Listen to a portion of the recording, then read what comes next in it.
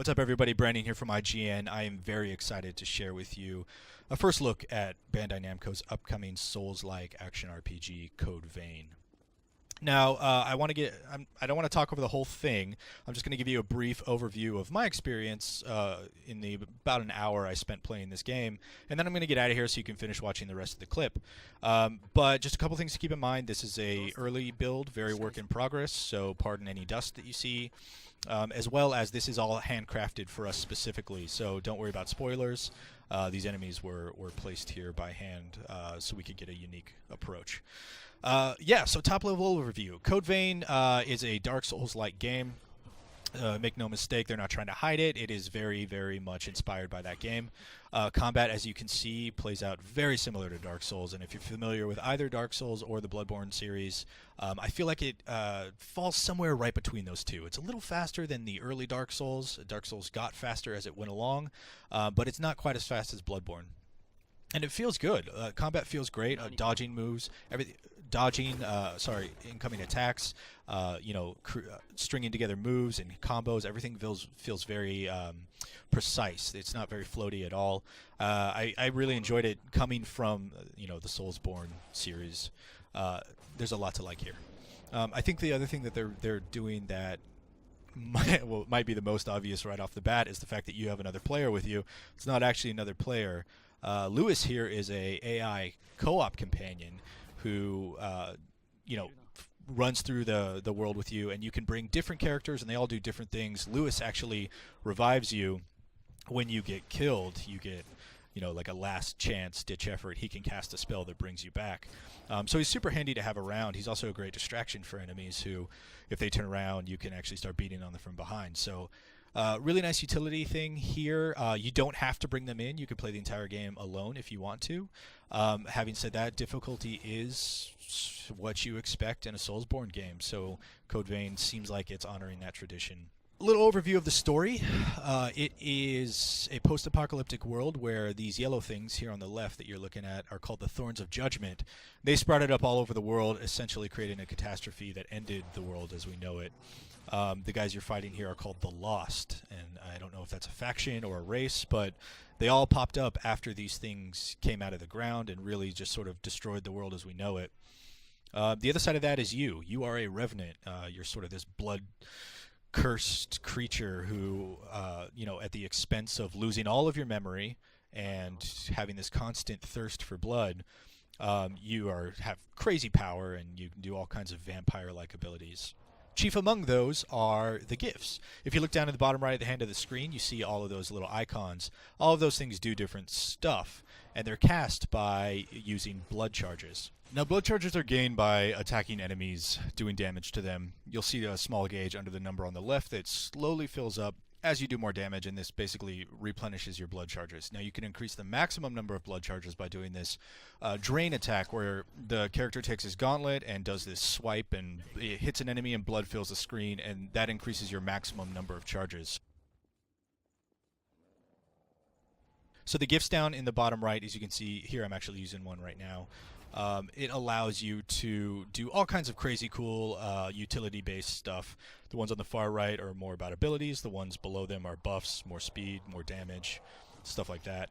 The gifts themselves seem like a really interesting part alongside this right here, which is the focus system. You can see me turning blue, and you see that blue bar above the stamina gauge.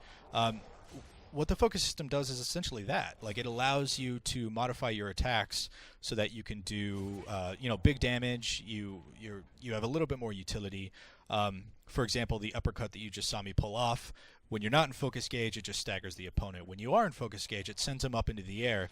And I actually missed it right there, but there was a prompt that appeared on screen that would allow me to do this really cool cinematic drain attack that does big damage. I think it one-shots or close to one-shots everything that I fought so far. And you gain focus by either taking damage or dodging at, I believe it's the last frame of an attack as it's coming toward you. So it seems like this really cool, versatile tool. I'm not 100% sure how it works yet, but the layer of strategy that's there seems like it's going to lend itself really well to players who get good at the fighting system. Yeah, this map was a lot of fun to play. The game itself feels very, very similar in form and function to Dark Souls, with a couple new layers, the new AI companions, the new focus feature, all of the gifts and abilities, and a lot of this is customizable and interchangeable. You can change your weapons. There's a whole arsenal at your disposal.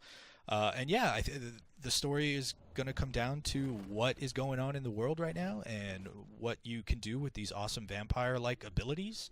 I had a lot of fun. I enjoy this map design. There's a lot of secret hidden stuff where you're sort of emphasized to explore, and then plenty of areas, that tried and true method of finding a key to a door, and you unlock that door, and then you find out that's a shortcut, so you don't have to walk quite as far. There's a similar checkpoint system. When you go to a checkpoint, you basically get your healing items back, and you also reset all the enemies. So exactly like a bonfire or a lantern from a Soulsborne game.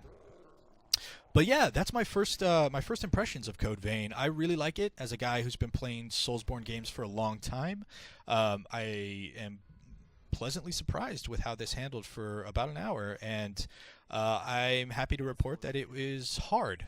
I had a difficult time, especially at the end boss, which I believe we'll be showcasing a little later this month. So yeah, I hope you enjoy this. I'm going to get out of here now so you can finish watching the rest in peace. If you did stick around, we'll have a lot more coming as part of the IGN First at go.ign.com/codevein. So thanks for watching and enjoy.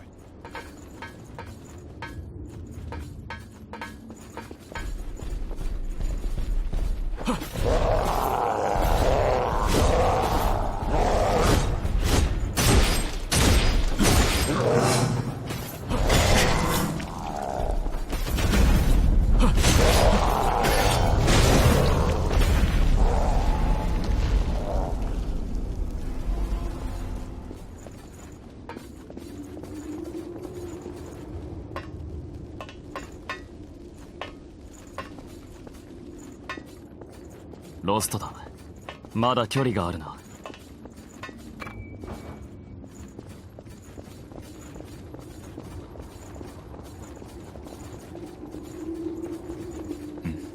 あれは？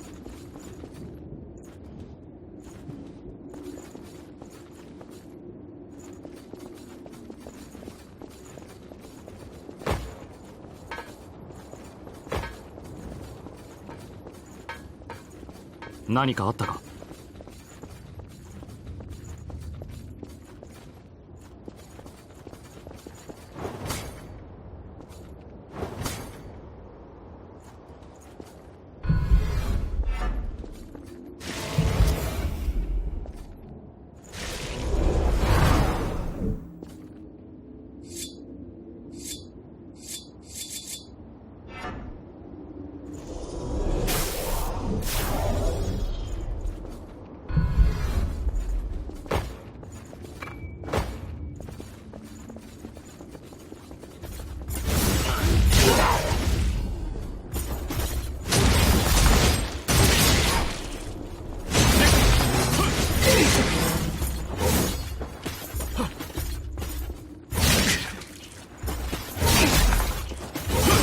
その体力では危険だ。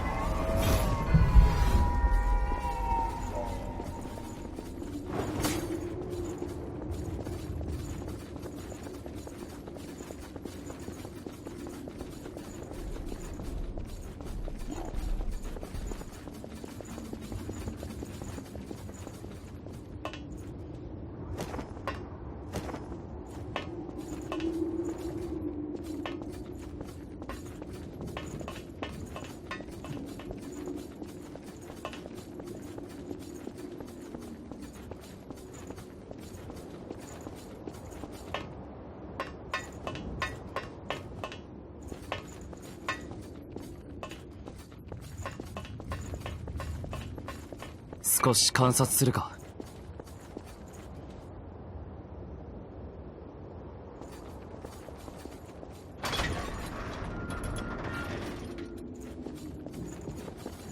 あまり気負いすぎるなよ。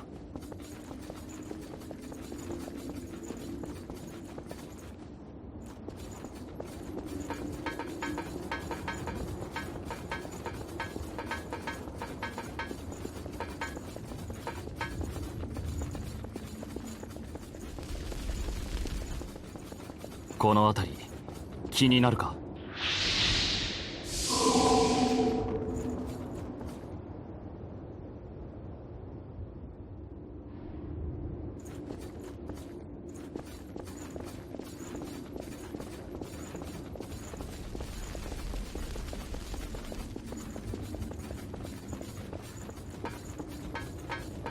近くに敵だ。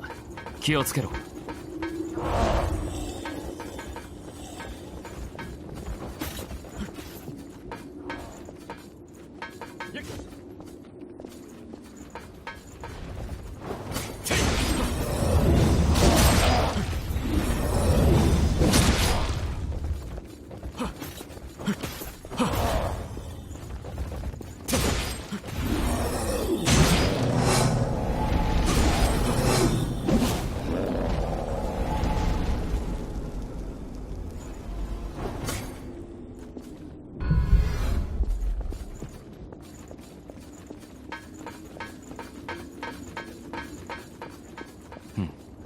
見落としに気をつけよ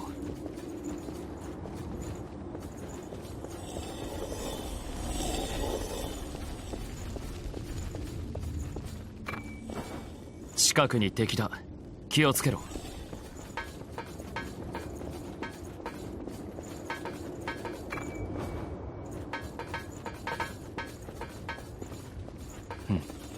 見落としに気をつけよう。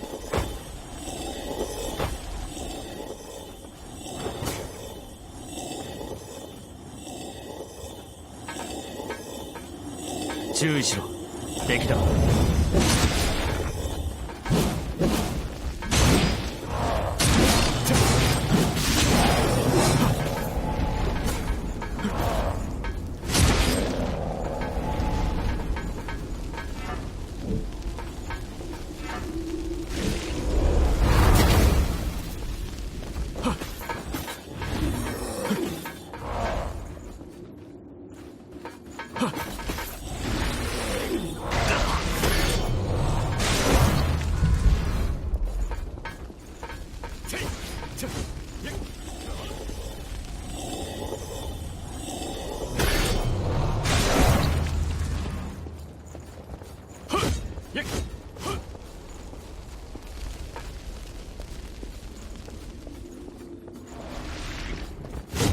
開けた場所へ出た方がいい。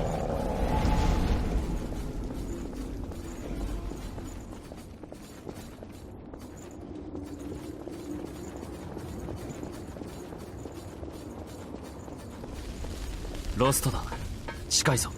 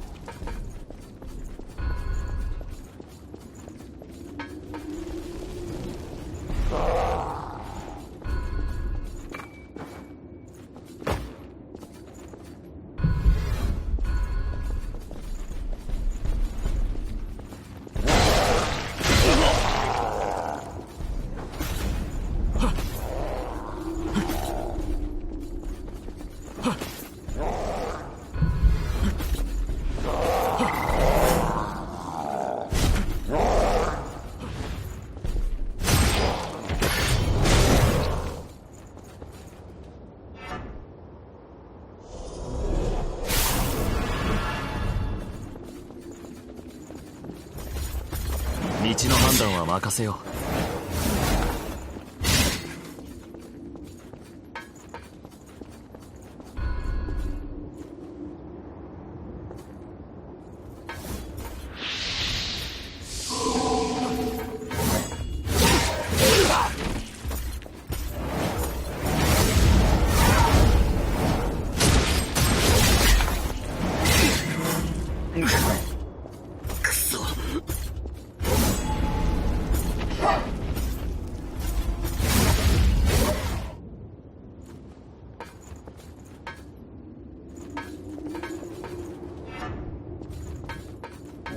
心臓が無事でよかった。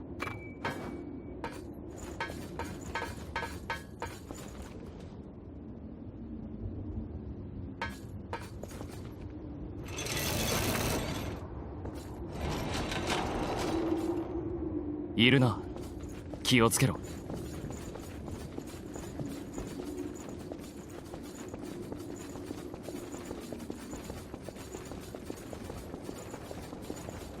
ふん、気になるな。こ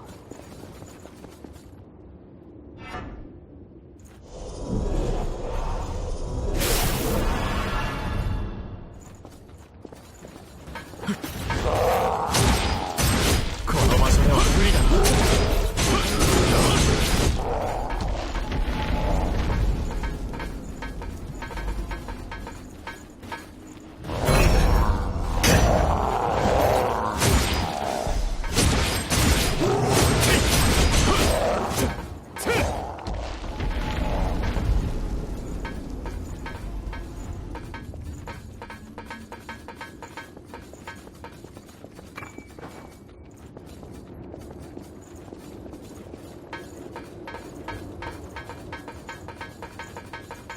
早く開けた場所に出たいところだな。